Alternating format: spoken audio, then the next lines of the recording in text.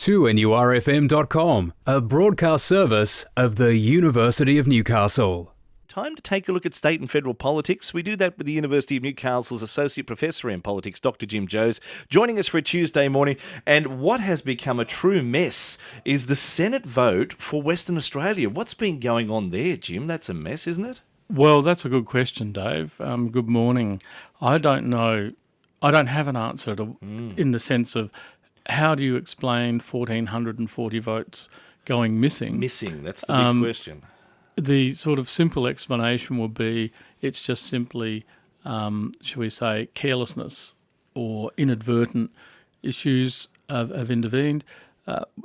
It's unlikely, one would hope that it's unlikely that it's any sort of deliberate attempt to sort of sway the outcome. That's not been unknown, of course, in What's the in protocol politics. then if you lose an amount of number of votes like that, 1,400? Do you go back to the polls again or not? Well, it's a little complicated with the Senate election.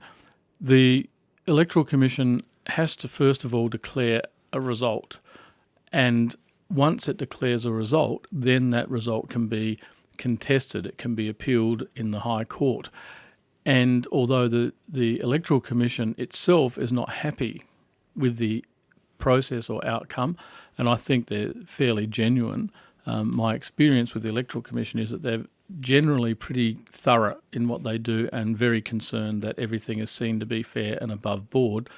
And I think it's probably a bit of an exaggeration on the part of Clive Palmer, for example, to suggest that this is sort of a deliberate conspiracy to keep his party from winning a spot in the Senate ticket in Western Australia. That sort of form of allegation to one side, the Electoral Commission has been very careful to try and work out the impact of those missing votes. Would the outcome have been different had those votes been there? Now, from one perspective, given that the original count favoured the last member of the 6 who get elected, was only 14 votes in it, one would expect that if you lose 1,440 votes, or ballot papers that is, then you might find that those 14 votes might have been part of that got lost, if you like. If the outcome may well have been affected, the new outcome may well have been affected by the loss of those votes. The only real solution, I think, for people to have faith in this is to call a new election. But that can't be done until an appeal against the declared result has been lodged with the High Court, and the High Court then says the outcome is too uncertain or whatever, and they would then refer it back to the Electoral Commission for the Electoral Commission to take action, which one would anticipate would be to call a new election because of the need for some degree of clarity.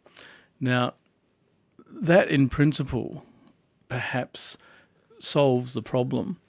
How will it impact on the Senate here and the Labor and the Greens and the roles they play? Well, it won't impact until July anyway, because the new Senate doesn't sort of take the new composition of the Senate doesn't take effect until the 1st of July next year. So we now have about 8 months or so before that happens, and in time another election can be held, etc. The curious thing about a new election is, one, the whole context is different. So we have a coalition government now, Liberal National Party and Liberal National Party government. We don't have the same issues around as we did with the previous Labor government and its coalition with the Greens and Independents, so it's an entirely different political context. Secondly, it's open for new candidates to come forward, so it's not simply a rerun of those people who were on the ballot paper to start with in the last election for Western Australian Senate. It's anybody else can put up their hand. If a new election is called, it's open, unless the Electoral Commission rules otherwise, and that would be unlikely. It's open then for other people to put their hand up. That's another dynamic that changes the outcome, or maybe not the outcome, but it changes how the election might proceed, and it changes perhaps the way voters might proceed in Western Australia. Then there's also the fact that voters might well now change their minds about who they might have voted for. And this might happen in terms of their political commitment to this or that party. It might also happen in terms of, well, we won't vote above the line and have this, shall we say, predetermined party-directed preferences. We'll vote below the line, and that may result in a whole different set of outcomes. It may also increase the level of informal votes. So there are several variables that if a new election is called, a number of variables will operate, which means that we're not simply having a rerun of the old election, even if the Electoral Commission says only those people or parties who put forward candidates in the 2013 election, only those candidates will stand. There will still be these other variables of voters' choices. They may just, as I think it's Matthias Cormann is making the argument that this will be a referendum if we have another election for the Senate. This will be a referendum on the carbon tax. That is another dynamic that gets fed into it, because in turning it into a single issue type election, this changes the way this may change the way voters approach the whole rerun of a Senate election. So it's not simply that we take the candidates from 2013 for the Senate in Western Australia, have them do it all again.